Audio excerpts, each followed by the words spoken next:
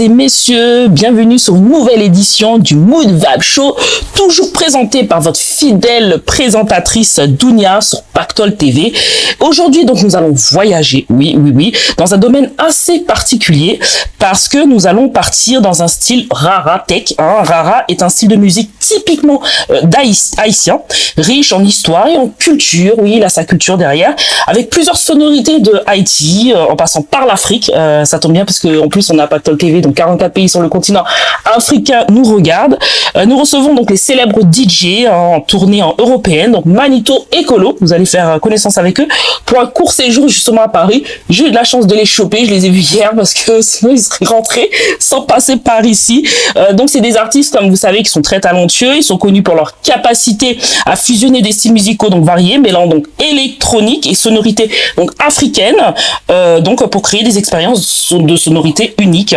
Donc Colo, et donc si vous le connaissez pas, c'est un DJ renommé qui a su captiver les foules avec des mix innovants et ses performances assez énergétiques. Donc c'est pas mal. Et Manito Nation, quant à lui, on l'appelle, c'est un pionnier dans l'intégration des rythmes haïtiens dans la musique électronique aussi. Donc ça tombe bien. Donc portant une touche authentique, dynamique à chaque set. Oui. Et donc nous aurons aussi l'occasion de débattre parce que comme vous savez, mon émission c'est toujours le mood, le good mood, le bad mood. Je cherche toujours un petit peu à creuser, en savoir un petit peu plus parce qu'ils vont pas partir sans qu'on en sache plus. Quand on passe chez Dounia, il n'y a pas de secret.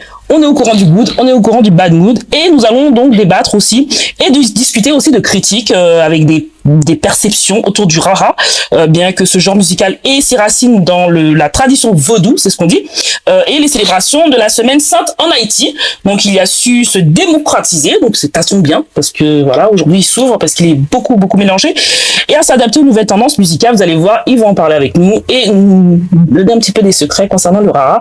Ça tombe bien parce qu'on parle beaucoup de Congo aussi, ça tombe bien, hein. Alors, on est très dans la culture Congo aussi en Haïti, et je sais qu'il y a aussi Rara Congo, enfin il y a des couleurs qui représentent le Congo, et aussi on est au Congo, donc ça tombe bien.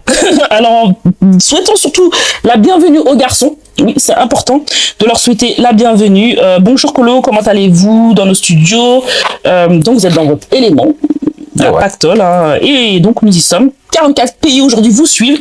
Bienvenue, comment ça va? Et bonjour Donia, plaisir d'être ici. Et ça va super bien, on est en forme, on est là. Colo que j'ai rencontré aussi hier, magnifique. Avec cool. Des fans de partout, des petites fans. Les garçons ils plaisent, hein. Des petites fans très bien qui sont venus vous soutenir hier. Ouais. Actuellement à Paris. On est à Paris. Depuis combien de temps? Depuis un jour.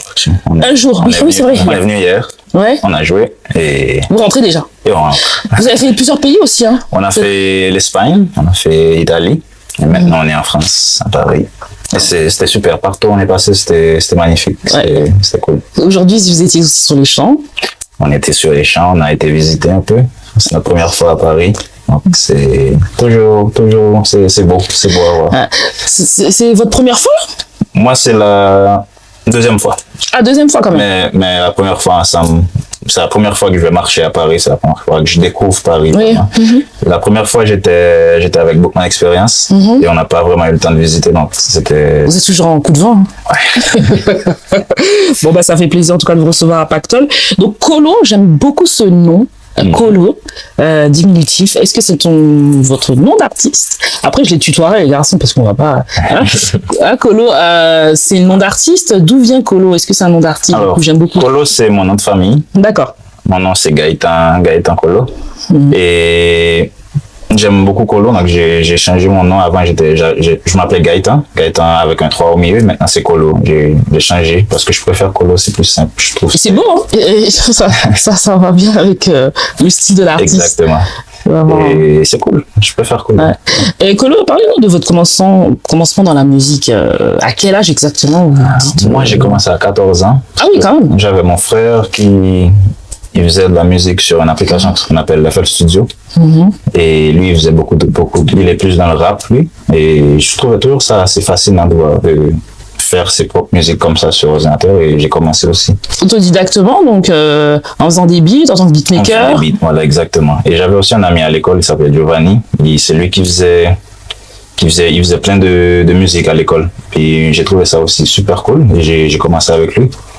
Et c'est là que j'ai découvert tout ça à partir de YouTube. Et c'était vraiment cool. J'ai tout appris sur YouTube tout seul. Et c'est là, voilà. Bah, c'est très bien. En tout cas, bienvenue chez nous. Ça fait plaisir. Je sais même pas quand est-ce que je vais vous voir. Vous êtes aussi de Cap ou pas? Moi, je suis de Port-au-Prince. Port-au-Prince, oui. Et aussi de la Suisse, grâce à mon père. Ah, vous avez des mélanges un peu? Ouais. Hein? Haïtiano-Suisse. Ah, pourtant, il y a dit là qu'il y a un petit goût autour. Il y a des très beaux garçons. Je ne m'auriez pas dit, je n'aurais même pas remarqué. On dit que vous êtes lancé dans la musique rara aussi. Oui, exactement. Et ça, c'est grâce à Gardi Giro, aussi un producteur et DJ en Haïti. Aussi, on peut dire que c'est le pioneer de Raratech. C'est grâce à lui que j'ai commencé, c'est lui qui m'a initié. Exactement, au DJ, aux productions and music. Et c'est comme ça que j'ai commencé avec lui. Premier event que j'ai fait, c'était avec lui. C'était en Haïti, c'était à Port-au-Prince. Et c'est de là que j'ai vraiment aimé et j'ai continué. Wow. Donc depuis 14 ans jusqu'alors. Jusqu'alors. Oh là là là là là là là. Comment ça va, Manito? Manito Nation. Est-ce que je dis bien Manito Nation? Manito tout court, ça va? Manito tout court. Comment ça va? Ça va. Bienvenue Merci, en tout cas chez nous. C'est la première fois ou pas? Oui, c'est ma première fois en France, c'est la première fois à Paris. Aussi du Nord, Capois. Ouais, je suis Capois, je suis né au Cap Haïtien, en Haïti. En 1995. Ouais, du vrai nom Emmanuel. Mon vrai nom c'est Emmanuel Fijac. Le Manito vient d'Emmanuel. Parce que mon père s'appelle Jacques Emmanuel et il m'a appelé Jacques Emmanuel, fils du coup. Mon grand-père qui était là, il a dit que en Haïti, tous les Emmanuel s'appellent aussi Mano, mais il ne voulait pas m'appeler Petit Mano, tu vois. D'accord, oui, parce qu'il y a Mano, il y a une histoire aussi derrière le Petit Mano. Et ils ont mis le diminutif Ito en espagnol et puis ça fait Manito. Manito. Ouais. De parents aussi, super, aussi des parents qui étaient aussi dans le milieu de la musique. Mon grand-père, oui. Mon grand-père, c'est le fondateur du groupe Septentrional. Oui. C'est un grand groupe. Ouais. C'est l'un des plus grands groupes d'Haïti. Lui, son nom, c'était Volonté Pierre-Jacques. Ouais. Et lui, c'est le pionnier, c'est l'un des pionniers là, du groupe Septentrional. Est-ce qu'ils nous ont soutenus? Parce que c'est dur, hein. Quand on a un enfant qui veut faire de la musique, surtout en Haïti, c'est pas facile. Par exemple, mes parents m'ont soutenu, mais ils avaient peur, tu vois. C'est-à-dire qu'ils n'avaient pas de problème que je joue à l'église normalement. Il n'y avait pas de problème que... Oui, parce que vous avez commencé dans l'église aussi à chanter. Ils n'avaient pas de problème que je joue dans l'orchestre de mon ancienne école. Mais lorsque j'ai dit que je voulais ça professionnellement, ils ont dit « Ah, attention là, ça peut causer des problèmes. » Et puis, du coup, ce qu'on a fait, ils m'ont juste dit « Ok, si tu veux vraiment faire ça, on doit avoir un diplôme avant. » J'ai dit « Ok, bon, il n'y a pas de problème. » J'ai été à l'université, j'ai fait le génie industriel et puis après, je leur ai remis le diplôme et puis j'ai continué. Donc, ils ont dit oui, là, ils ont validé. Ouais, ils ont validé. Nous, comme parents haïtiens toujours. Ah, nous, comme parents haïtiens. C'est difficile, hein. Ouais. Est-ce qu'ils n'ont pas raison, finalement? Ils ont eu raison. C'est vraiment difficile cette question. Mais pour moi, oui et non.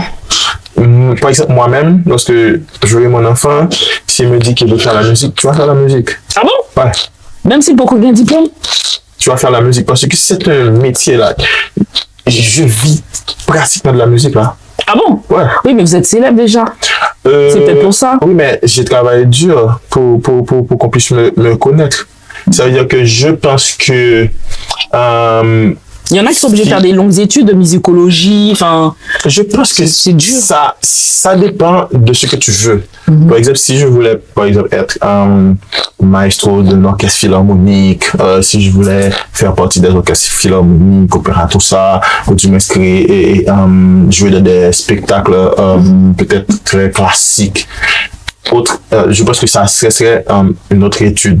Mais j'avais toujours envie de créer, j'avais toujours envie de montrer aux gens ce que j'ai à l'intérieur de moi. La musique, dès mon adolescence, ça a toujours été mon meilleur ami. Je pouvais m'exprimer, je pouvais dire ce que je ressens lorsque je produisais. C'est-à-dire que je pouvais avoir des émotions que je ne pouvais pas exprimer, mais dès que je prenais mon piano, je pouvais créer des sons là. Et lorsque j'ai commencé avec FL Studio, j'ai commencé à faire des beats, etc. So, je voulais toujours avoir un groupe, mais lorsque j'ai découvert l'application pour tout faire, j'ai dit, OK, bon, là, je travaille seul et... Ouais, il faut toujours travailler pour obtenir au début, tu penses que c'est normal. Au début, tu penses que c'est normal de travailler seul, mais après, tu vas voir de jour en jour, ça va évoluer. Tu vas toujours vouloir avoir d'autres personnes parce que d'autres idées sont toujours importantes. Et puis, j'aime lorsque la musique aussi est organique. Ça veut dire que c'est tout, tu penses, lorsque tu écoutes la musique, tu dois sentir que ce sont des instrumentistes qui le jouent, non pas quelque chose d'ordinateur totalement, tu vois. C'est cool aussi, mais je pense que la musique doit être pas linéaire, elle doit être quand c'est trop linéaire, c'est pas parce bon. Que une des choses qui est vraiment importante lorsqu'on fait de la musique, c'est le soul là.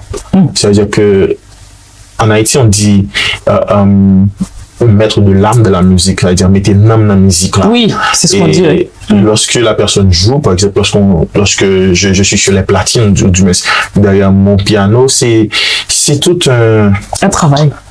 Moi, je ne prends pas comme un travail, c'est tout une passion. C'est une passion mélangée avec beaucoup d'expression. Ça veut dire que si je me sens mal, tu vas le sentir derrière. Si je suis content, tu peux le sentir aussi. Ah oui. C'est comme si tu partages beaucoup de choses. Ouais. Mais lorsque vient le côté travail, par exemple, même si j'ai un problème, peut-être parfois je suis un peu triste, mais lorsque je vais dans le club là, je suis obligé de rire et de mettre la foule dans l'ambiance. Ça, c'est le travail, et ça, je sais que vous êtes très connu pour ça, justement, Manito. C'est pour ça que vous êtes tant apprécié par le public haïtien et j'imagine aussi européen. Donc, vous êtes aussi producteur avec un style, on dit, Raratek, de son traditionnel. Alors, le Raratek. Donc, est-ce que vous pouvez nous parler de ce que c'est que le Raratek pour ceux qui ne connaissent pas? Et après, vous demandez, comment vous avez connu le rara? Est-ce que ça fait... Parce que c'est pas parce qu'on est haïtien que forcément on aime le rara. Je veux dire, c'est comme si tu disais qu'un Congolais, il aime la rumba. Non, t'as des Congolais qui aiment pas la rumba. Enfin, j'imagine que tous. Mais tu vois ce que je veux dire? Comment vous êtes venu vers le rara? Comment le rara est venu à vous? Je vais d'abord poser la question du coup à Manito. Okay. Et puis je vais après venir sur Kolo. Je doute fort qu'il y a des Haïtiens qui n'aiment pas le rara. Bon, déjà, il y a une histoire derrière. Il y a une histoire derrière. Parce que, écoute, moi-même, j'ai découvert le rara, tout en étant petit, c'est pour les bandes à pied, là. Ça veut dire que tu es chez toi et puis tu entends des cornets, des caisses, des tambours. Et puis de là, il y a une foule qui va avec, les personnes en liesse, ils chantent, etc. Moi-même, c'est comme ça que j'ai connu le rara. Mais aussi, même à l'église, dans l'Orange, parce que j'ai grandi dans une église pentecôtiste. On était un peu très proche de la culture haïtienne. So, lorsqu'on fait l'Orange, il y a du rara, tu vois. Mais comment est-ce que j'ai commencé? J'ai commencé à produire des musiques normalement, hip-hop, rap, etc.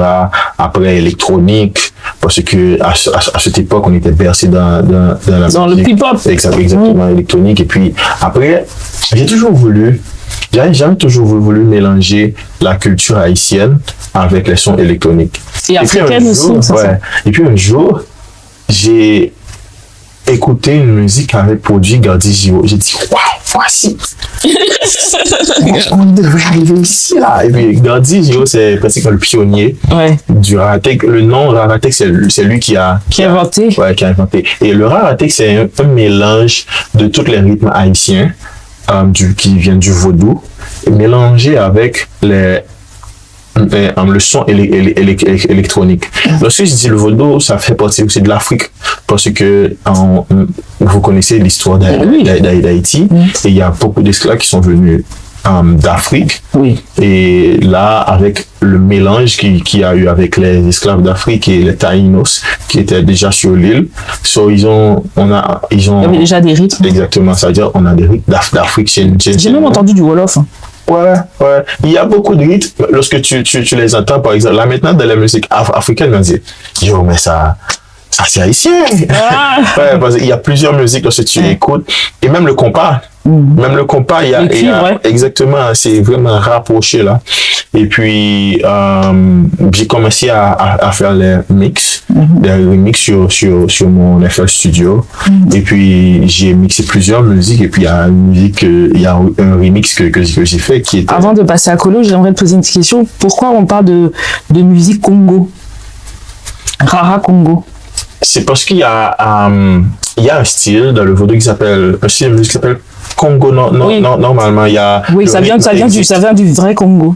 Du vrai Congo. Je pense, parce que le rythme, c'est, par exemple, il y a ça même dans le vaudou, le rythme Congo. Oui. C'est-à-dire que même dans nos musiques, parfois on dit à Tissambo, ok, je veux un peu de Congo sur ça. Tout comme il y a le Ibo, il y a le Yanvalou, il y a... Le Congo a aussi sa couleur. Ouais, définitivement. Parce que ce que tu dois comprendre, c'est qu'à l'intérieur du vaudou, on a plus de 200 rythmes musicaux. D'accord. C'est vraiment, vraiment riche en rythme de musique là. D'accord. Voilà, donc il y a Congo, il y a tout ça. Congo, ça a sa couleur, enfin, toutes les... Voilà. Parce que tu sais que c'est au Congo, là. Ouais. Ça tombe bien. En Haïti, on dit Nati Congo. Oui. Dit, le Congo, ouais. Il y a la croix gammée aussi, qui te rappelle que, on est bien du Congo, du coup. Ouais. Voilà, toutes ces les Congos, le Congo, ils vont te regarder ce soir. Allez, Congo. Alors, comment, Colo, vous êtes arrivé à faire, vous, du Rara? Comment le Rara est venu à vous, Colo? C'est la même histoire que Magneto, c'est un peu similaire. C'est grâce à Gardi Giraud. Et j'ai entendu plein de musique de Gardi et ça m'a beaucoup influencé dans ma façon de faire, dans ma façon de produire. Et oui, donc, en étant en Haïti, j'entends toujours plein de rythmes, comme il a dit, il y a plus de 200 rythmes. Bon, plus de 200 rythmes, ça veut dire que tu peux avoir plus de 200 différents genres de musique. Et on a toujours ça, toujours dans la rue, tu passes, il y a des bandes à pied qui passent avec des cornets, les caisses, les tambours, t'as tout ça. Et quand moi, étant influencé par beaucoup de musique électronique à l'époque, donc mélanger ça avec musique électronique, pour moi, ça fait du sens. Ce qui est bien, c'est que malgré vos métissages, vous connaissez bien l'histoire de votre histoire. Non, parce que c'est vrai que maintenant qu'aujourd'hui, les jeunes, comme ça fait longtemps qu'ils n'ont pas été en Haïti, connaissent pas trop. Bon, vous avez la chance d'y être souvent, et ça, je pense que ça peut aider le rapport à la culture. Est-ce que ce rapport à la culture vous semble important, Colo, du coup? Très important. Ouais. C'est parce que moi, j'arrive pas à faire plus de 2 mois là-bas sans retourner en Haïti. Je dois être là-bas. Tous les 2 mois. Je dois être en Haïti. Pour moi, c'est nécessaire. On vit en Haïti. Moi, je vis en Haïti. C'est nécessaire pour moi de retourner en Haïti. Si je fais trop de temps là-bas, je commence à perdre mes racines. Exactement, et aussi l'inspiration. Ah bon? Dès que je retourne en Haïti, à Tokyo revient, il y a quelque chose, il y a même l'odeur, les oiseaux qui chantent, tous les bruits, tout ce qui est, il y a quelque chose, à l'énergie. Et pour moi, ça, c'est extrêmement important de voir ça. Aujourd'hui, le Rara s'est beaucoup démocratisé, très critiqué au départ, qui n'était pas forcément apprécié de tous, parce que on disait que le Rara, c'était aussi beaucoup de la musique engagée, d'autres en profitaient aussi pour faire de la politique avec le Rara. Ce jugement autour de ces musiques-là, d'où viennent-elles et comment au jour d'aujourd'hui, cette musique, elle est perçue en Haïti et comment les gens vivent le Rara au jour d'aujourd'hui? Personnellement, je pense que ça va un peu mieux qu'avant. Avant, ils pensaient toujours que ils disent que ça, c'est musique jab. Ah oui, musique du diable. C'est la première chose qui vient. Et maintenant, je pense que c'est en train de... Parce que maintenant, avant, on montrait même pas ce qu'ils appellent le vervet. On avait peur de montrer ces choses-là, on avait peur de... Et jusqu'à maintenant, il y a toujours un peu ça. Mais maintenant, je pense que c'est en train de retourner un peu. C'est ça la mission aussi, c'est de remettre tout ce qu'il y a, tout ce qui est notre culture en valeur et montrer que oui, on a aussi notre truc à nous. On n'a pas besoin de copier ce que les autres y font. Non, on a aussi notre culture, ce qu'on connaît. Et je pense que ça, c'est le plus important, c'est d'avoir ça et de mettre ça en valeur. Et aussi pour ajouter, le Rara en Haïti, dépendamment de l'endroit. Par exemple, au Cap haïtien, c'était, par exemple, aller au Ghana, au Conakry. Ah, c'est les organes, à la base, on disait. Ça, c'est Tchab, etc. Ouais. Mais au Cap, par exemple, on disait que c'était les vagabonds qui faisaient le rara. Ah oui? Parce que le rara, comme je t'ai dit, est utilisé par toutes les couches de la nation haïtienne. D'accord. Par exemple, après un match de football, tu as du rara. Dans les manifestations, tu as du rara. Dans les carnavals, du rara. C'est-à-dire que le rara, ils sont partout là. Mais qu'est-ce qui fait que c'était tant critiqué s'il y en a partout a- et que c'est la musique traditionnelle de base? C'est un peu il y a un peu d'hypocrisie là-dedans. Ah bon? Des fois ils aiment, puis après ils font comme si non, c'est pas normal. Mais aussi, C'est bizarre. D'accord. Mais aussi, par exemple, ils disaient que c'était un des vagabonds qui faisait le rara parce que dans les balles à pied finissent toujours par des bagarres, tu vois. Ah oui, C'est-à-dire parce que qu'ils moi-même- boivent et tout. Ouais, moi-même, j'avais jamais eu la chance d'expérimenter une bonne rara avant que j'ai 18 ans. Ah oui? Ouais. Et ce qu'on a essayé de faire aussi, dans nos programmes, dans les clubs, on a invité des groupes rara. Ah, C'est-à-dire, ça c'est on est bien. entré, ils sont entrés dans le club là avec les connais. Et puis tu as vu que les gens au début, oh, c'est du rara. C'est bon, hein, c'est bon. Surtout ce mélange, surtout ce petit mélange très joli de ces rythmiques technologiques, ces sons, etc. Est-ce que vous êtes soutenu par vos proches? Oui. Oui, quand même. Ça, c'est un des atouts, ou bien mes parents, ils m'ont beaucoup aidé. Ah. Ils m'ont beaucoup soutenu. Vous aussi, vous vivez de la musique? Oui. Ah, mais j'ai deux célébrités, alors. Oui. Mais ils m'ont beaucoup soutenu. Dès que Ouais. j'ai dit qu'ils voulaient faire de la musique, ils étaient à 100% derrière moi. Ouais. Ils voulaient ok. Ça, j'ai beaucoup apprécié ça. Ouais. Ça m'a beaucoup aidé. Parce que c'est pas tout le monde qui peut faire ça. C'est pas tout le monde qui... Tu dis que tu veux faire de la musique, il y a beaucoup, ils vont dire non, tu dois être avocat, tu dois être docteur, tu dois être... Mais Ouais, c'est toujours- En Haïti, c'est un peu difficile. Peut-être ailleurs aussi, mais c'est un peu difficile de dire que tu vas faire de la musique. Ok. Moi, ils m'ont beaucoup soutenu et ça me fait beaucoup plaisir. Bah, c'est plutôt rare. C'est très, très, très rare. Et moi, Et jusqu'à présent, hein, Jusqu'à présent, ils sont on était en tournée, puis son père a dit j'arrive. Ah bon? Ouais, il était Son père était là. Sérieux? On est avec nous. Et son- Waouh! Sauf à France, il est parti en Suisse. Ouais. Oh là là, c'est magnifique, j'adore ça, c'est plutôt rare et ça fait plaisir de l'entendre. Parlons de vos premiers EP Colo. Hein, on parle d'un premier EP, Clever Child. Clever Child. C'est en mai 2024 qu'il a vu le jour. Exactement. Donc avec des collaborations aussi dans ce EP, pas mal de, il y a eu Manito, il y a eu Hérode Josué avec des nombreux titres. Et pourquoi vous avez accepté ensemble de travailler et comment vous êtes connus? D'abord, on va parler du premier EP. C'est peut-être le premier EP aussi qui vous a amené à travailler peut-être ensemble. Et de ce EP, comment il a vu le jour? Alors, l'EP, pour bien commencer, je voulais que ça soit un album. D'accord. Ça aurait pu être un album de 10 musiques, mais finalement, je me suis dit, je vais commencer avec un peu plus petit, je vais faire un EP. Et ça s'appelle Clever Child parce que c'est un poète qui a écrit cette chanson. C'est une musique avec Lolo Brookman Experience, c'est un des plus grands groupes en Haïti. Et, ils sont nominés au Grammy, ils sont assez... Fort dedans. Ils sont vraiment... Et je fais partie de Brookman. Et c'est une musique qu'on a fait ensemble que je faisais dans mon studio. Et Lolo, il venait dans mon studio et il a entendu cette production. Il a tout entendu quand je faisais. Il m'a dit, envie sous ça, oui. Et là, j'ai dit, oui, ben, allons, on fait cette musique. Puis là, il a commencé à écrire avec le poète et on a fait cette musique. Et c'est de là que j'ai décidé que je vais appeler l'EP Clever Child. Clever Child. Et beaucoup d'anglo-saxons dans les titres. Enfin, les sonorités sont très très anglo-saxons en plus du créole haïtien.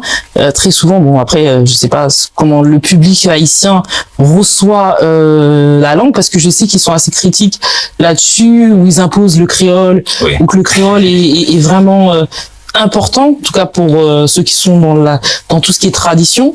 Comment ils ont reçu cette EP et j'ai assez surpris que j'ai rien reçu de critique par rapport à la langue parce que parce que je pense que j'ai vraiment réussi à faire en sorte que ça soit bien mélangé. Parce qu'il y a beaucoup de sons haïtiens, beaucoup de créole et aussi un peu d'anglais. Et je pense que j'ai assez bien balancé les langues. Donc, j'ai pas beaucoup de critiques sur ça. Mais oui, Clever Child, on a eu un pays avec Manito, il y a Fouillé avec Kabish, il y a Gros Wash avec Erol Josué. Et pour moi, c'était tout ce qu'il fallait pour faire un... C'est quand même des gens très célèbres. Hein. Oui. C'est rare qu'ils acceptent aujourd'hui. On dit que justement ces genres d'artistes, surtout en Haïti, ont du mal à donner la chance de collaborer. C'est très difficile les collaborations. Et là, ça s'est fait quand même. Ça s'est fait. J'étais énormément content que ça a pu se faire. Et oui, surtout, j'avais pas de musique avec Manito. Et on a réussi à faire ça avec notre pays, mais Paul Bourgoin. Ouais. Et pour moi, ça, c'est beau. Hein. C'est cool. Avant de demander comment vous vous êtes connus et d'enfin demander les premiers EP aussi de Manito, ma question, elle est le tout premier titre. Quand vous avez commencé à faire la musique, c'était lequel? Le tout premier, hein, si vous avez des souvenirs. Ensemble ou... Non, le tout premier titre. Quand vous êtes lancé, c'était lequel? C'est difficile. C'est aussi du rara ou pas? C'était plus de vraiment électronique là. Que de l'électronique. Très électronique. Je pense que ça a dû être une musique qui s'appelle Neon. C'est avec mon ami Giovanni qu'on avait fait ça. C'est Neon. Neon. Très électronique. C'est seulement sur SoundCloud, c'est pas sur les autres plateformes. C'était pas encore terrible, c'était pas encore ça. C'était pas encore ce que je veux maintenant. Mais pour moi, c'est assez. Des fois, j'écoute et je me dis, c'est ça. Donc, si je comprends bien, DJ, ça s'apprend ou c'est inné? On peut avoir ce talent? On peut avoir ce talent, mais faut travailler. C'est toujours mieux de l'apprendre. On peut avoir le talent, mais c'est toujours bien d'être consistant et toujours en train de faire, sinon tu t'améliores pas. C'est mieux d'apprendre toujours. Comment vous êtes connu? Pourquoi avoir choisi de travailler avec Manito du coup? Alors Manito, il avait fait un remix de Canis qui s'appelle Vervel Local et aussi de Lolo, mon expérience. Et il avait sorti une vidéo sur les réseaux et je l'ai contacté grâce à cette vidéo là et c'est là que j'ai un coup de foudre artistique. Non, parce qu'il y a aussi coup de foudre artistique, c'est un coup de foudre. Ouais, c'est ça. Et j'ai écrit, j'ai dit envoie-moi les vocales, envoie-moi tout, je vais faire un remix aussi. Il a accepté tout de suite? Il a tout de suite accepté, il m'a envoyé. Et c'est pas compliqué là, ça. Pas compliqué du tout. Il pas fait chichi. Non. Dis-lui tout de suite. C'est la chance. On a continué à travailler ensemble, mais toujours séparés, toujours online. Et je pense 2 ans après, on s'est finalement rencontrés au Cap. Ouais. Grâce à aussi Dardy Giro, on a fait un programme ensemble. Et c'est là qu'on s'est rencontrés. Ok. Waouh, quelle belle rencontre. C'est une belle rencontre là. Pourquoi avoir accepté de travailler avec vous? J'ai pas de problème. Non, il y en a qui auraient pu dire non. Hein. Donc, si vous voulez dire, c'est tout artiste qui dit, depuis le moment de collaboration, qui dit oui. Non, ça dépend. C'était pas une collaboration à retour. Ce qui arrive, c'est que je vais dire quelque chose. Lorsque j'ai commencé à faire de la musique, je me souviens que j'ai été voir quelqu'un qui était là avant moi, tu vois. Et puis, je lui ai dit que, waouh, ce pack de son que tu as là, j'ai besoin de ce pack de son. Et puis, il m'a dit, ok, il n'y a pas de problème, $300. Et j'avais même pas $50. Hein. C'est dur. Ouais, et je me suis dit que le jour où je serais connu, même pas connu, célèbre, j'aurais la chance d'avoir ce genre de pack, je toujours les partager avec d'autres producteurs. Et tu sais ce qui m'était arrivé? Peut-être en 2015, je faisais des prods de hip-hop, tout ça. Et puis un jour, on a volé mon laptop. Aïe. Et puis lorsque j'ai acheté un autre laptop, et puis j'avais besoin de ces sons, mais je les avais pas en backup. Ah oui, et puis un producteur qui m'a dit, yo, tu m'avais tout donné, oui. Et puis lui, il m'a redonné ce que je l'avais donné. Je pense que entre frères musiciens, on n'a pas besoin de se connaître pour partager les connaissances, les secrets, parce que... On peut passer à côté de belles choses, surtout. Ouais, parce que ce qui arrive, c'est que... on laisse même pas le temps. Ouais, parce que on pense toujours que si on donne des sons à l'autre, l'autre peut voler ton son, etc. Mais c'est pas vrai. Ça, parce que ce qui arrive, c'est que le sol, lorsque tu as le sol, ça vient du créateur. Ça veut dire que le sol, c'est personnel. Ça veut dire que tu peux avoir les mêmes sons, les mêmes drums, mais ce que je fais va être totalement différent de ce que tu fais parce que c'est pas les mêmes sols qui les font. C'est comme lorsque tu cuisines à la maison, tu peux avoir les mêmes aliments, mêmes recettes, mais ça va jamais avoir le même goût. Ah oui. Tu vois? Ah, ça me rappelle ma grand-mère. Moi, quand elle cuisinait, je pouvais manger le même plat chez n'importe qui, ça n'avait jamais le même goût. C'est incroyable, hein? Incroyable. Est-ce que vous pouvez nous parler de votre premier, comme je disais à Colo, son? Parce que moi, j'ai entendu parler des Rutschel, mais apparemment, c'est peut-être pas Rutschel. J'ai entendu parler de tellement de choses. Manito, il commence par quoi? Son premier son qui sort à la base, c'était lequel? Quand il a commencé à faire la musique. La musique ou le Raratech? Non, pas forcément Raratech. Le premier son, il était peut-être pas forcément Raratech. Il aurait pu être une autre chose. Ce que j'ai fait, c'était avec Luigi. Ah. Il y a un ami qui s'appelle Luigi. Ouais. On avait sorti ça au Cap et puis j'étais encore à l'école. Hein. Il y avait 16 ans. Et puis je comprenais pas de toutes les camionnettes, de tous les transports de bus. C'était la musique.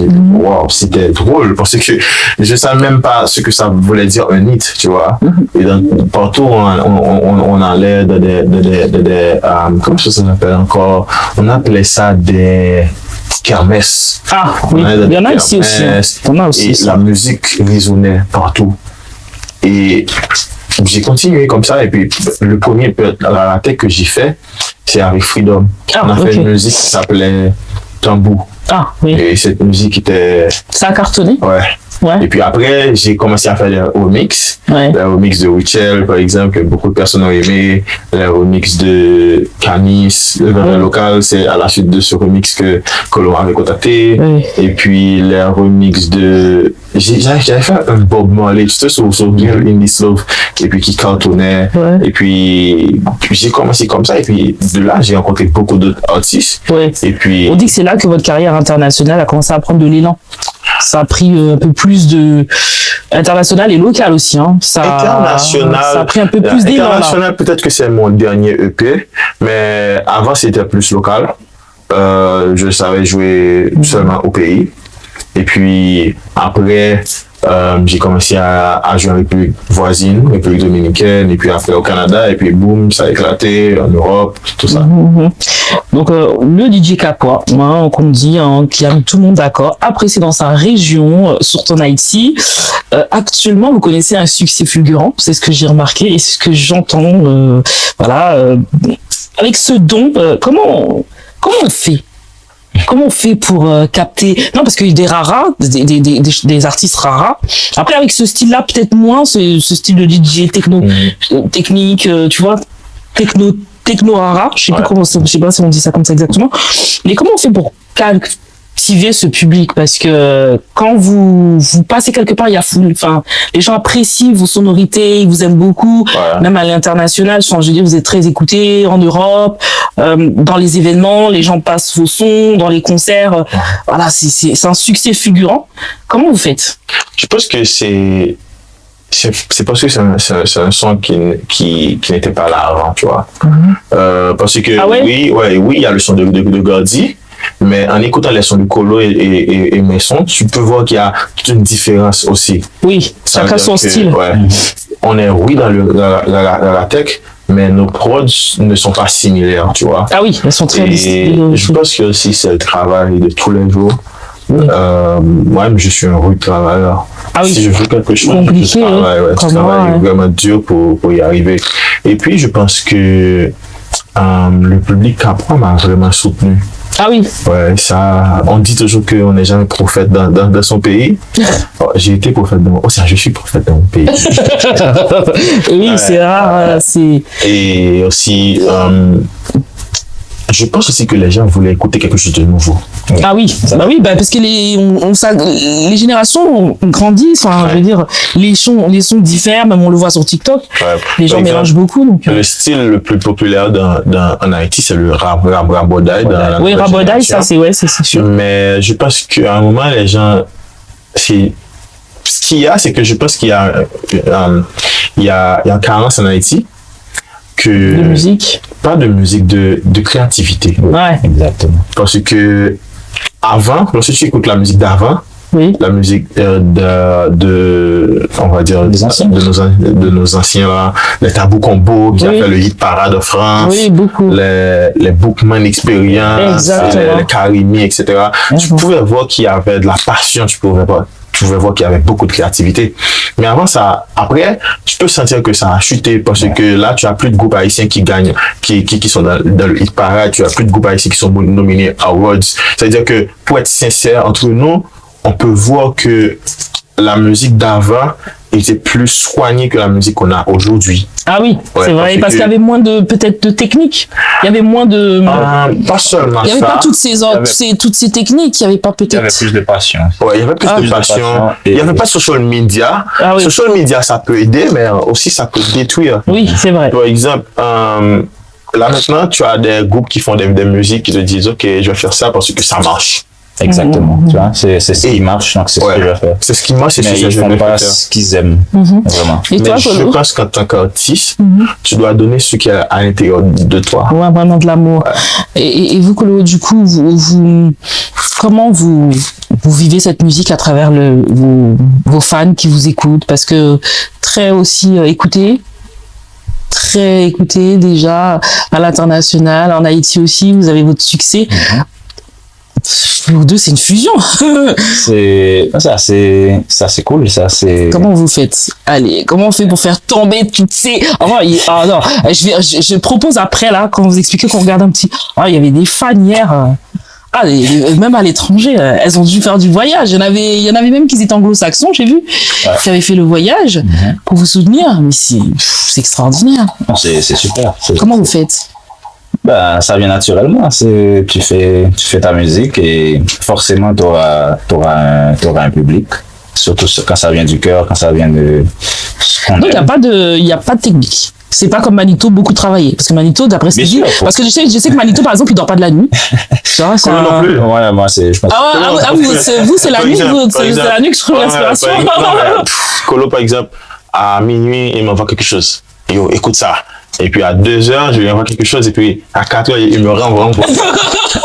Donc c'est la nuit que les inspirations viennent. Tout vient la nuit. La nuit, pour moi, c'est le meilleur moment de produire. Est-ce que, en tant que DJ, justement de Raratech, c'est très différent d'un DJ lambda, où c'est très difficile, tout le monde ne peut pas faire du Raratech. C'est des techniques assez dures et compliquées parce que mélanger l'électronique, moi je sais qu'il y a David Guetta qui l'a fait, il y a pas longtemps il l'a fait aussi, il a fait aussi ce style, tu sais, avec Haïti là, avec un son que j'entends partout qui est magnifique. Mais est-ce que tous les DJ peuvent faire du Raratech? C'est pas possible, faut apprendre. Je pense qu'il faut connaître. Premièrement, il faut connaître ce que c'est, il faut connaître l'histoire, connaître d'où ça vient. Mais si vous voulez faire vraiment de Raratech, vous pouvez faire de Raratech. Il faut apprendre. Il faut vouloir, il faut apprendre. Donc ça veut dire qu'un petit anglais blond, yeux bleus, il peut venir faire Raratech. Ouais, bien sûr. Bien sûr. Venir en Haïti, il faut. Par exemple, il faut vraiment être né dedans, je pense. Non, pas du tout. Par exemple, l'un des plus grands groupes de Afro House ne vient même pas d'Afrique. Ah oui, il vient d'où alors dit? D'Allemagne. C'est-à-dire que c'est l'art avant tout. C'est pas. On doit le voir comme c'est l'art, c'est pas Afrique. Tu vois, c'est universel parce que tu as un don pour tout le monde là. C'est-à-dire que n'importe qui peut le faire. Allez-y, bon courage les gens.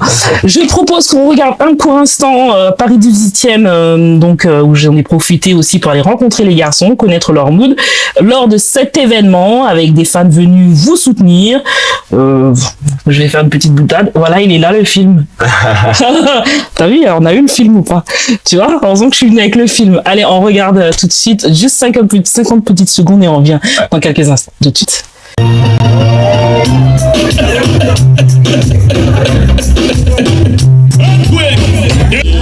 hear me? Or again the wicked is here, not even water can hold me. Not a mercy. Or again the wicked and never wicked and never get me damage, don't trespass. A boy must is stupid, never get them moving, so me mother get them strong and rapid I am. Come as a lamb, don't sit down timid. If I do just get this, never get executed. Trespass, I am lyrically ill. 90s, I am programmed to kill. Tell the whole of them ain't nothing, man, they really come at this here. When them a go do, they hold me. What do you mean? What do you mean, wicked this here? Not even water can hold me. What a mercy. Come now! DJ me down, give us with a glass of lemonade. Inside the mouth, the camels prepare. The bottom of me on the back hand. I live here, me no rapping in the work, me no rapping in the trade. Remember this, baby, I'm big on the beer. Comes on the gear, nothing man gone fear. Don't tell the lyrics, the potion that's clear. Tell me what you give me there, find a new nigga that is here. With them I will do the hood. The only air that she breathes. And when I look into her eyes, I know that she can never get enough of me. Your body kind me like lean. When we do it, skin to skin. And as the rush they increase, I feel the dream in your vie. Magnifique, j'ai adoré. Quelle ambiance. Vos réactions? Non, c'était super, c'était vraiment cool. C'était génial de venir à Paris, de jouer, de voir. Même si c'était très intime, c'était très oui, c'était très intime, mais c'était vraiment cool. Ouais. Des fois, il vaut mieux pas grand, mais une forte énergie que beaucoup, et puis les gens sont à 100 mètres obligés de rapprochez-vous. Tu vois. Exactement. Ça, c'est quelque chose qu'on, même en Haïti, on vit ça beaucoup. Ils sont très timides des fois. Ouais. Ils sont extrêmement timides. Là, vous avez été proche, là, Là, c'était bien. Ouais. C'était tellement intime que tu te dis, waouh. Parfois, tu joues devant 5000 personnes, parfois devant 7000, parfois devant 500. Mais là, c'était intime et tu peux voir que les gens voulaient avoir un petit moment comme ça avec nous. C'est très, très sélectif. Ouais. Le event board s'est fermé de très tôt. Et puis, je pense qu'on a aimé. C'est peut-être la première petite soirée comme ça que j'ai eue. La prochaine fois, on redira petit à petit. Super. En tout cas, je pense que vous avez vraiment, comme on dit chez nous, l'expression kiffé.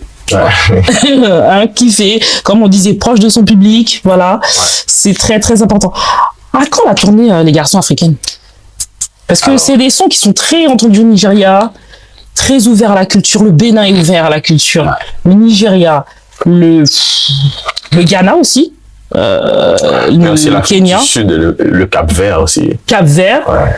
Afrique du Sud aussi. Là, quand la petite tournée africaine, parce que ce serait pas mal d'aller là-bas aussi. Hein. Là, on est sur l'Europe, là. On est en train de préparer tout ça. Ouais. Je pense que ça va venir très tôt, ça va venir bientôt. Ouais. Et on a vraiment hâte d'être là. On a vraiment envie de venir en Afrique. Ouais.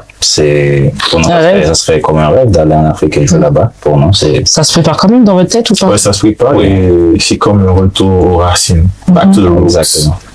C'est comme un retour à la terre-mère, tu vois.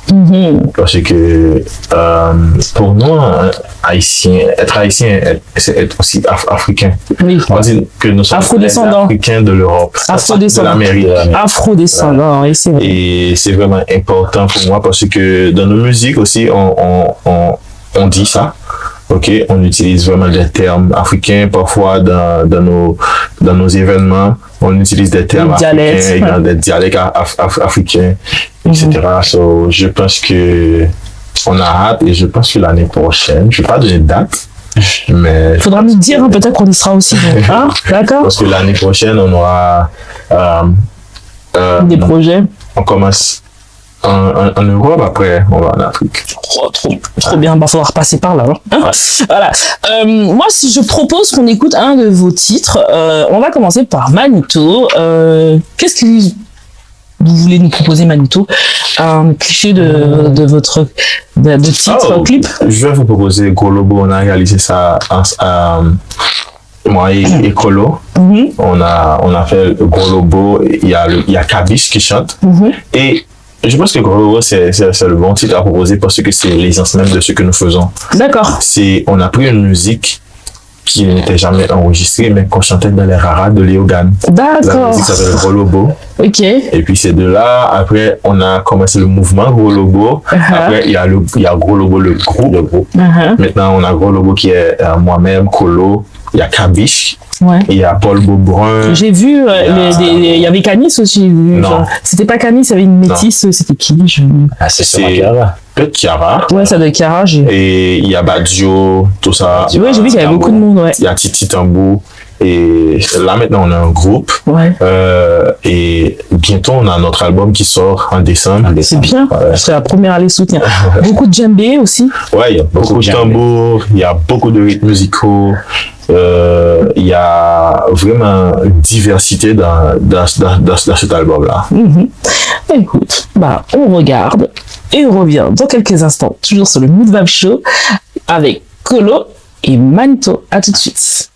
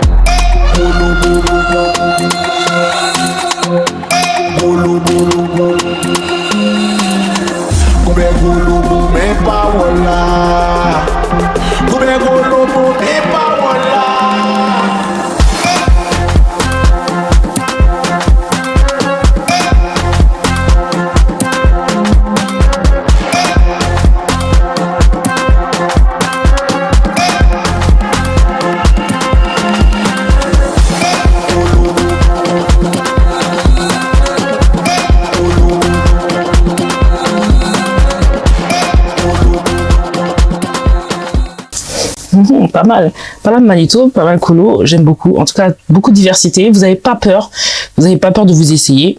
Ça, je trouve ça magnifique, franchement. Pour des jeunes comme ça, qui n'ont pas peur de s'essayer, qui n'ont pas peur d'y aller. Et de nos jours, c'est pas toujours facile et vous êtes très soutenus, en tout cas. Voilà. Vous avez fait beaucoup de collaborations avec des personnalités reconnues dans le milieu de la musique. Manito, est-ce que vous pouvez nous en parler de toutes vos collaborations et qu'est-ce qui vous a apporté ces personnes dans vos collaborations? Oh, j'ai vraiment fait beaucoup de collaborations et je suis vraiment fier de ça parce que j'ai beaucoup collaboré avec des gens des légendes, je peux dire. Parce que ce sont des personnes que je savais écouter lorsque j'étais tout petit. Et puis là, maintenant, je produis des albums pour eux. Ah oui. On travaille ensemble. Ouais. Ah, vous avez produit des albums parce que aussi avec le rappeur, vous avez travaillé avec des rappeurs aussi dans le milieu haïtien. J'ai travaillé avec Trouble Boy comme rappeur. Voilà, Trouble Boy, c'est quand même un bon rappeur. Hein. Je viens de produire un album complet pour Bello. Bello, ici, il est bon. 11 musiques. Et j'ai produit beaucoup d'artistes. Hein. J'ai travaillé en collaboration avec J. Perry, Paul Beaubrun, Kabish, Il y en a beaucoup. Là, maintenant, on s'en souvient. Et quand tu regarderas l'émission, on va dire, j'ai oublié. Ah, mince. Ouais, j'ai même peur de continuer à dire les noms parce que tu te dis, wow, tu as travaillé avec tellement d'artistes que tu veux pas oublier. Oui, c'est pas facile. C'est pas facile toujours de se souvenir. Là, maintenant, les musiques qui vont sortir avant la fin de l'année, c'est la musique de Bello et de Charles Bateau. Voilà, Bello très très reconnu et apprécié pour la communauté. Les gens. Ah ouais, grave. Les jeunes. Vos collaborations, on en a parlé tout à l'heure en début d'émission. D'autres collaborations avec qui vous avez travaillé. Qu'est-ce qui vous ont ramené ces artistes qu'est-ce qui vous ont apporté ces collaborations du coup? Alors moi, j'ai eu Mika Ben aussi. Ah, ça c'est. puis son âme. Ouais. J'ai eu J. Perry, j'ai eu Gardi Giro, j'ai eu Lolo, beaucoup mon expérience. Et tous ces collaborations. Et toutes ces collaborations-là, c'est parce que t'apprends beaucoup de choses, Par exemple, il y a des façons que je faisais des choses avant, puis quand je collabore avec, par exemple, Paul Beaubrun, puis il me dit, essaie de retirer ça, puis mettre ça là. Puis moi, je suis un peu surpris. Surpris. Puis c'est après que je vois que, ouais, c'est vrai. Ouais. Des fois, il a raison. Il y a quelque chose qu'il aime dire, c'est que le silence, c'est aussi un son. Ah! Donc, des fois, il met faut pas trop en mettre, oui. Des fois, il met des parties dans la musique où il y a rien du tout. Ah! Puis après, ça revient, puis ça, pour lui, c'était très important. Moi, je savais pas ça avant. Ça, ouais. C'est aussi quelque chose que j'ai appris. C'est ce temps de transition du rapport à la terre et à l'inspiration. Je trouve ça beau. Paul Beaubrun, c'est... tous les jours, hein. Ah oui, tous les jours, même moi, hein. Dans l'audiovisuel, j'apprends tous les jours. Voilà, je pense qu'en apprenant, en acceptant la critique, et en apprenant, je pense qu'on peut se développer et faire encore plus de choses. Voilà. Donc, en tout cas, félicitations les garçons. Si on devait écouter un deuxième titre, que ce serait? Un deuxième titre. Il y en a plusieurs, mais... Celui qui... Coup de cœur. Coup de cœur... Vraiment personnel, je dis Asson. Asson? Asson avec Lolo, beaucoup d'expérience. Ah, pas mal. Pas mal. Et puis après, on en reparle de ce son-là. Qu'est-ce qui vous a inspiré? Ah. Alors, ce son-là, c'est... Bon, tant qu'à faire, on va le dire tout de suite. Du coup, qu'est-ce qui a inspiré ce son-là?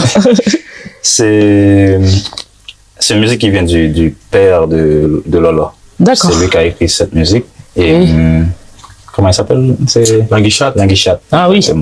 Et c'est lui qui a écrit cette chanson-là et Lolo, il voulait faire cette musique-là avec moi. D'accord. Et ça m'a beaucoup touché. On a produit cette musique au Cap. Ouais. Et voilà, donc c'est ça, tout ça au Cap devant la mer, tout ça m'a inspiré à faire cette musique. Et ouais, magnifique. J'ai vu aussi. Super. C'est très beau. Parce que moi, j'ai été fouiné sur tous les trucs des garçons, vous inquiétez pas, je me suis bien régalé. Parce que sinon, je me sens pas inspiré pour les questions, voyez-vous. On écoute, toujours sur le Mood Vibe Show avec les garçons, et on revient tout de suite.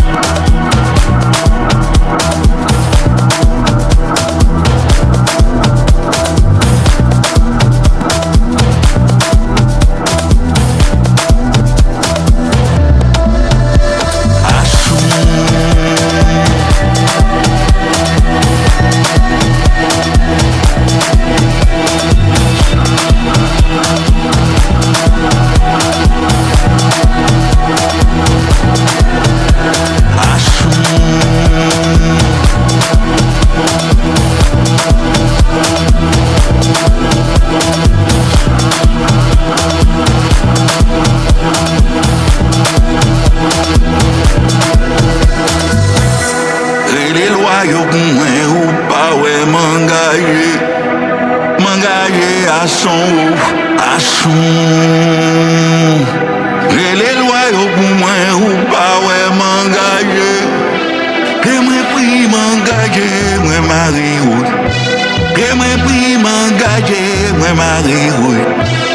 les bas ou pas, ouais, m'engager.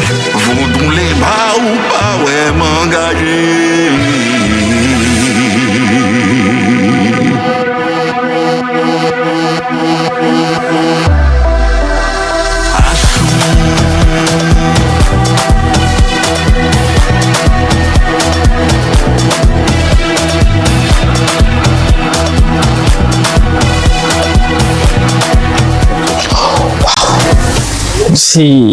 C'est incroyable, hein?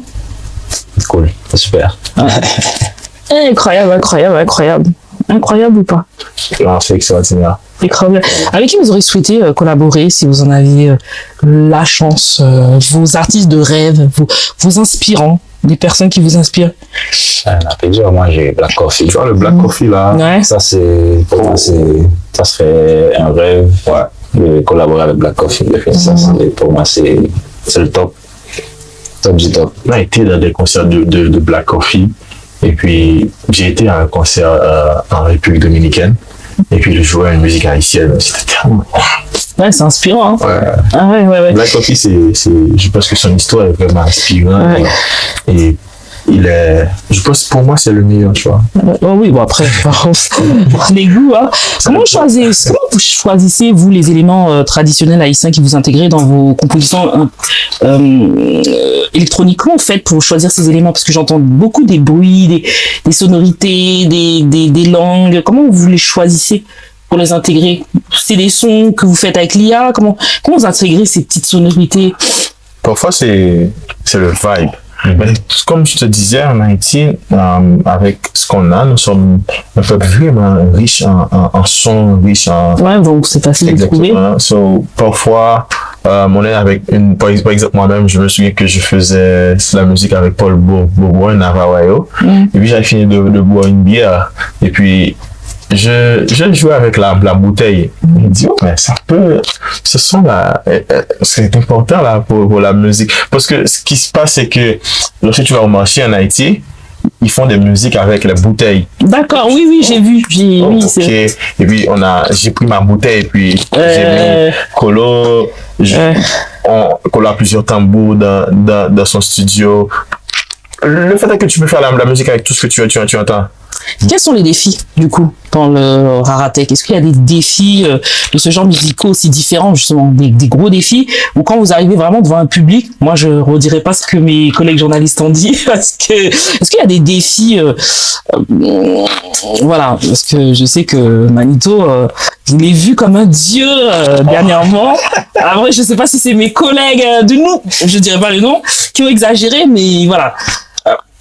Des défis. Comment les défis? Est-ce que c'est quoi les défis, du coup, en mélangeant ces styles, que ce soit sur scène ou que ce soit dans les productions? Est-ce que parfois vous êtes en studio, là vous êtes bloqué, il y a des défis qui sont trop difficiles, c'est les rythmes qui n'arrivent pas à se mélanger, on peut peut-être pas mettre ça fait cling cling cling, trop de bruit, peut-être boum boum boum, ça marche pas ensemble et vous passez des heures et des heures au studio. Parlez-nous de ces défis, parce que les gens pensent que c'est facile, mais je suis sûr qu'il y a des gros défis dans Raratech. Alors, les défis, c'est l'inspiration.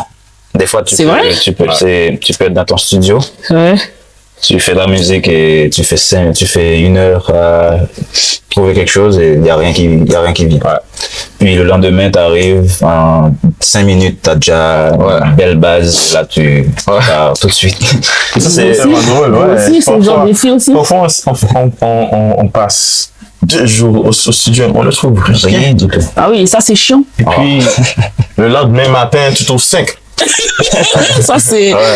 il y a aussi un truc que lui il fait souvent ça et moi je fais pas assez souvent, c'est grâce à la technologie, tu as une idée qui arrive dans la tête la nuit, puis tu enregistres directement ça. Ah, ça c'est quoi? C'est sur la petite appareil là? Non, c'est sur mon téléphone. Ah bon, écoute. Tu enregistres avec ta bouche, tu fais les mélodies avec ta bouche, mais ça c'est quelque chose qui est vraiment important parce que tu vas trouver des trucs la nuit. Si tu attends le lendemain pour faire, tu vas t'oublier. Oui, c'est vrai. Et aussi, tu sais, parfois tu trouves certains trucs là, mais dépendamment du monde que tu es, tu penses que c'est pas beau. Ah oui, il y a toujours et puis après, la critique qui est vraiment... Ça, c'est bon. Oui, en fait, finalement, oui, quand les gens écoutent, il y a des gens qui ont, même été en studio, il y a des titres qu'ils n'ont pas osé sortir et 5 ans après, ils ont sorti, ça a été un carton. Golobo, par exemple. Golobo, on a fait ça dans 2 heures. En 2 heures. Ouais, dans 2 Et Et c'est heures. c'est celui qui a pu fonctionner. Ouais, et On s'attendait pas à ça. Bah, c'est toujours comme ça. Pas du tout à ça. on a laissé ça au studio pendant 1 an. Pendant 1 année totalement. Et puis après, on s'est dit, OK, on va essayer. Et puis ça a cartonné. On va parler un peu de la scène. Vous faites beaucoup de scènes ou pas en Haïti, ou comment a été votre transition de scène locale à scène haïtienne internationale? Est-ce que vous faites beaucoup de scènes ou pas en Haïti? Ouais, Plus de scènes en Haïti, plus de scènes à l'international? Là, maintenant, c'est la balance. Ah, maintenant, c'est les deux? Ouais, on a presque autant de choix à l'extérieur du pays qu'à l'intérieur du pays.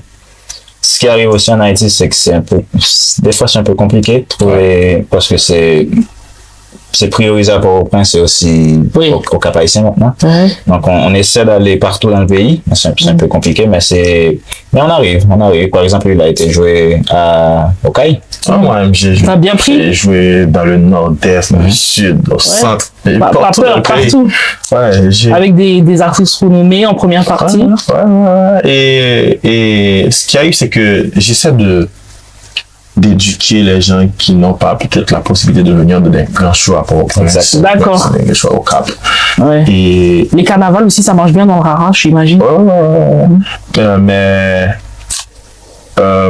Par contre, ça, j'ai pas encore fait ça. Carnaval. Ah oui, pas carnaval, vous avez J'ai pas fait. encore fait ça. Ouais, c'est j'ai ça. fait une fois dans ma ville, c'était wow, Carnaval, c'est pas mal, Et puis tu joues de la musique et puis Peut-être cette année, vous le ferez, Ouais. tous les deux. Peut-être vous Peut-être. aurez peut-être un char. Peut-être. Hein. Quels sont vos projets futurs et vos collaborations de tournée prévues là? Peut-être pour les téléspectateurs qui auraient souhaité venir vous soutenir, les garçons. Là, on vient de terminer avec le retour. Là, moi, je vais retourner au Canada. Je vais jouer au Canada la semaine prochaine. C'est bien. Il va jouer Moi, je vais à New York. à New York. Ensuite. Ouais. Et puis après, on revient en Haïti. Parce que là, ça fait beaucoup trop de temps. Vous êtes sortis, ça commence à manquer. Hein. Le dernier show qu'on a eu en Haïti, c'était en août, là. Ouais. Ouais. Et Ah, ça, depuis, vous n'êtes pas rentré? Ah si, vous êtes rentré, mais bon, vous avez fait un peu le tour, quoi. Non, Vous vous baladez un peu? J'ai laissé en août. lui, il a laissé. Oh là là, Moi, j'ai la laissé. tournée, elle est longue. Hein. Ouais, parce que avant j'étais au Canada, parce que je jouais dans plusieurs villes au Canada. Aïe, aïe, aïe. J'ai joué à l'université de Laval, et puis après j'ai joué à Ottawa, et puis après à Montréal. Ouais. Là, je vais jouer encore à Montréal. Et puis de retour au pays, on va au Cap, on remonte à Port-au-Prince. et Super. ça- Combien d'albums vous avez en tout, ou bien combien de EP en tout pour tout, libre, que les gens Trois pourraient... EP. 3? Ouais. Moi, j'ai un EP Ouais. et plusieurs singles. Voilà, single. Ouais. Et je pense on va avoir l'album Neurolobo. Ouais, et le- là, je vais ça. faire encore un autre EP. Ou peut-être un album ensuite. Ouais. On travaille beaucoup. Je pense que l'année prochaine, vous allez avoir beaucoup de Voilà, on a hâte de découvrir tout ça. Quel conseil vous donnerez aux jeunes artistes qui souhaitent se lancer dans la musique électronique ou le raratech? Qu'est-ce qu'il faudrait leur donner là, à tes spectateurs qui aiment ce style de musique, que je trouve qui s'est beaucoup démocratisé, qui est très commercial maintenant. Après, nous, on a des petits doigts magiques chez nous. Voilà. Quel conseil faudrait donner pour celui qui voudrait se lancer du coup? N'ayez pas peur, faites ce que vous aimez, faites ce que vous aimez et voilà, n'ayez pas peur de faire ce que vous aimez et essayez de trouver de nouveaux sons, de nouveaux trucs à partager, à mettre dehors, ce qui vient du cœur, je pense, c'est ce qui vient dedans. Rester authentique et original. Voilà, exactement. Et comment vous voyez l'évolution du Rara dans les années à venir? Est-ce que vous pensez que ça va évoluer ou pas? Bien sûr. Ah oui? 100%. Je pense que Ça le va. Raratec va être dans les festivals Tant que internationaux. nous, on signe le truc, on nous vole pas nos droits, parce que je trouve ça aussi, hein, il y a des gens aussi qui prennent nos œuvres. Après, ils disent que c'est bien de chez eux. Tant que nous, on met ça dans les biens matériels, ouais. tant que c'est bien, tu vois ce que je veux dire? Non, mais Voilà. moi-même, Ça, c'est vu, hein. je rêve d'écouter le Raratec à Tomorrowland. Ah, Et on y travaille beaucoup pour ça. ouais. Et Aux voilà. États-Unis, ouais. Ça commence. Parce que je l'ai vu à New York, là, dernièrement. Son festival de New York, là, ma carnaval. Oh là là, le Rara, c'était, les gens qui, dernièrement, là, il y a même pas tellement d'entente. Alors, est-ce que vous pouvez nous partager une anecdote, moment marquant de votre carrière, particulièrement financée par votre meilleur good mood? Good mood. Ou bad mood. Alors, avant de clôturer l'émission, parlons du good mood, meilleur moment, et après on parlera du bad mood. Hein. Ah, bad mood, on cache pas ici. Ouais, Ici, on dit tout. Il y a que Dounia qui a les informations. Alors, meilleur moment de la carrière, ou bien cette semaine, ou bien ça peut être là, hein, le good mood de ces derniers jours, ça peut être le good mood voilà, le meilleur good mood de l'artiste. Voilà. Si je te dis le meilleur good mood de ma carrière, ça c'était possible parce que j'ai tellement. Ah non, il y en a, non, pas faire ça là. Ok, si on reste, ok. On pas faire ça, une qui. Non, mais je te dis, c'est vraiment. Ok, peut-être qu'on va essayer de rester sur l'Europe Tour, hein. C'est un good mood, ça. Ouais, le good mood. Rome, c'était super. À Rome, c'était, ouais. Barcelone, c'était super aussi, mais.